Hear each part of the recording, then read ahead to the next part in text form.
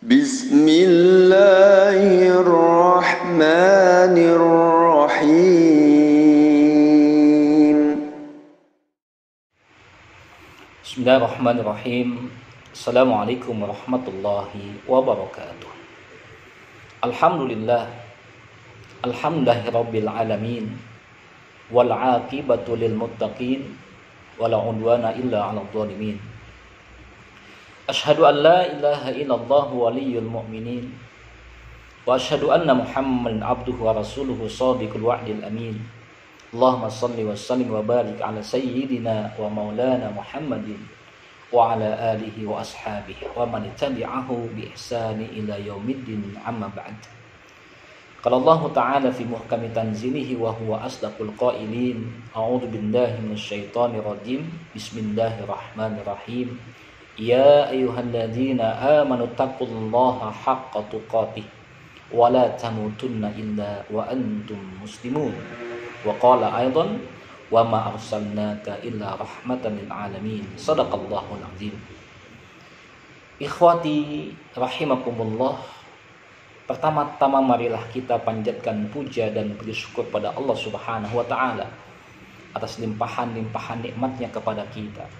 Salawat dan salam tak lupa kita sampaikan kepada qudwah alam Nabi kita Muhammad sallallahu alaihi wasallam, dan semoga limpah curahkan pula kepada keluarganya, kepada sahabat-sahabatnya, kepada segenap pengikutnya serta umatnya yang tetap istiqamah hingga yaumul qiyamah nanti. Saudaraku yang dirahmati Allah Subhanahu wa taala, pada kesempatan kali ini kita akan membahas tentang maqasidus syariah, tujuan syariat. Tujuan yang utama daripada syariat Islam ini adalah merealisasikan kemaslahatan bagi umat manusia, baik di kehidupan dunia ini, di kehidupan akhirat. Tapi secara khusus Imam Asy-Syatibi rahimahullah merumuskan ada 5 maqasid syariah. Yang pertama adalah hifzdin, menjaga agama. Menjaga agama ini menjadi kewajiban bagi kita semuanya. Islam tidak memaksakan manusia untuk seluruhnya menganut Islam, tidak. La ikraha fid din, qad tabayyana rusdu minal ghayy. Tidak ada pemaksaan dalam agama ini. Telah jelas mana jalan hidayah dan mana itu kesesatan. Namun bagi kita, alhamdulillah, dengan izin Allah Subhanahu wa taala, dengan inayahnya, dengan hidayah yang Allah limpahkan kepada kita, sehingga kita memeluk agama Islam ini, kita pertahankan dengan semaksimal mungkin agama Islamnya yang ada dalam diri kita. Bagaimana kita menjaga keislaman yang ada dalam diri kita ini? Yaitu dengan melaksanakan ketaatan kepada Allah Subhanahu wa taala. Laksanakanlah semua kewajiban-kewajiban yang telah Allah perintahkan kepada kita. Tinggalkanlah semua larangan-larangan yang telah Allah berikan kepada kita. Insya Allah kita akan selamat dunia dan akhirat kita. Kemudian yang kedua daripada maqasid syariah adalah hifzun nafsi, menjaga jiwa.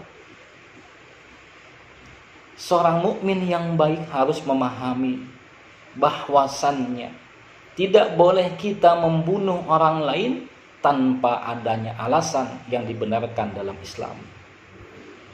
Sebab siapa saja yang membunuh orang lain tanpa alasan yang dibenarkan dalam agama Islam ini, maka seolah-olah dia sudah membunuh seluruh manusia yang ada di atas muka bumi. Hal ini sebagaimana Allah sampaikan kepada kita semuanya dalam surat Al-Maidah ayat 32. A'udzu billahi minasyaitonir rajim. Bismillahirrahmanirrahim. Man qatala nafsan bighairi nafsin aw fasadin fil ardi faka'annama qatalan nasa jami'a. Wa man ahyaha faka'annama ahyan nasa jami'a.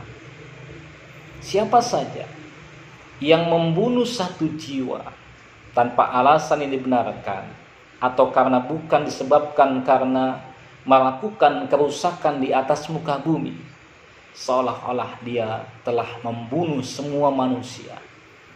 Sebaliknya, wa man ahyaha, siapa saja yang menghidupkan satu jiwa saja, faka'annama ahyan nasa jami'a, seolah-olah dia sudah menghidupkan semua manusia.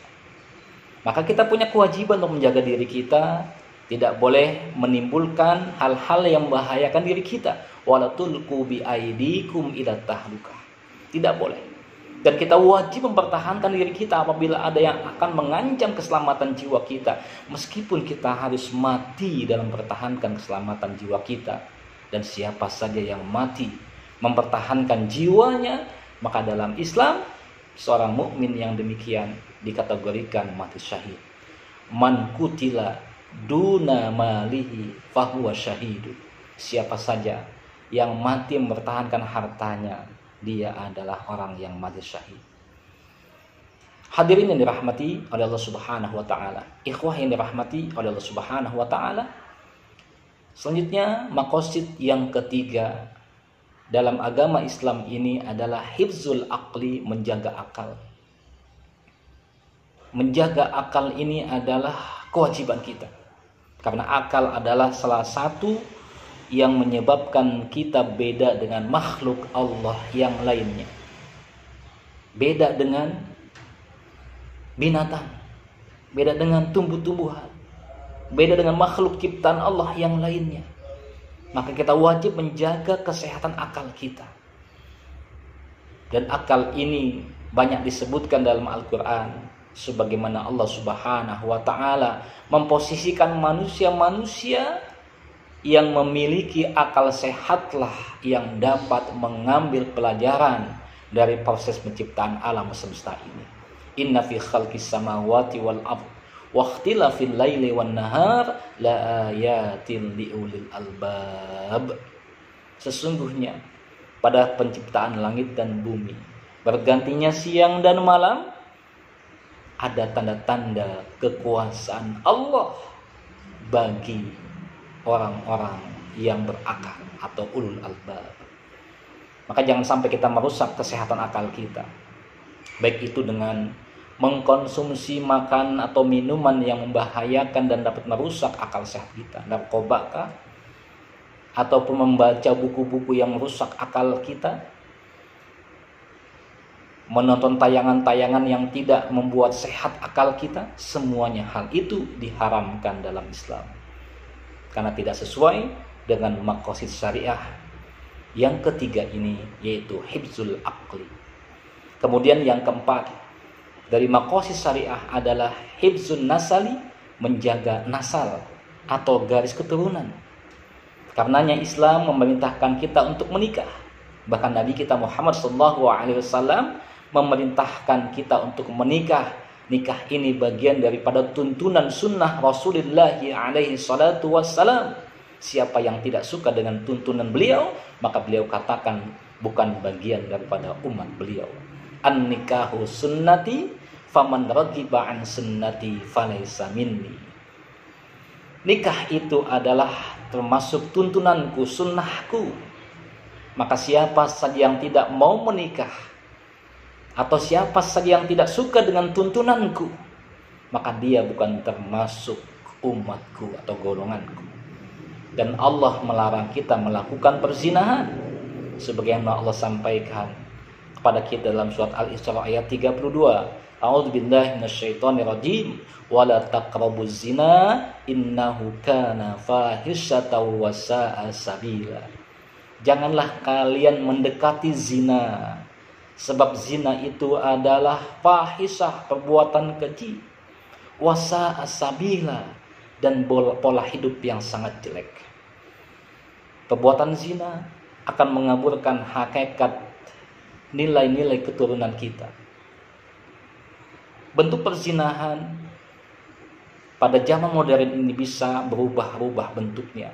Sekarang muncul komunitas LGBT yang suka dengan sesama jenis. Maka hal ini pun melanggar tuntunan dari Allah Subhanahu wa taala.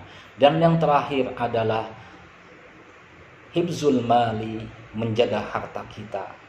Kita punya kewajiban untuk menjaga harta kita. Paling tidak kita memperhatikan dari mana kita mendapatkan harta itu, apakah dari jalan yang halal ataukah jalan yang haram. Inilah ikhwah yang dirahmati oleh Allah Subhanahu wa taala yang kita bahas pada hari ini.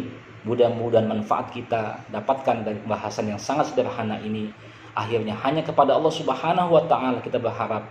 Semoga kita menjadi hamba-hamba Allah yang taat kepadanya, yakin dengan syariatnya, dan tetap istiqomah dalam memegang ajarannya. Wallahu a'lam bishawab. Wassalamualaikum warahmatullahi wabarakatuh.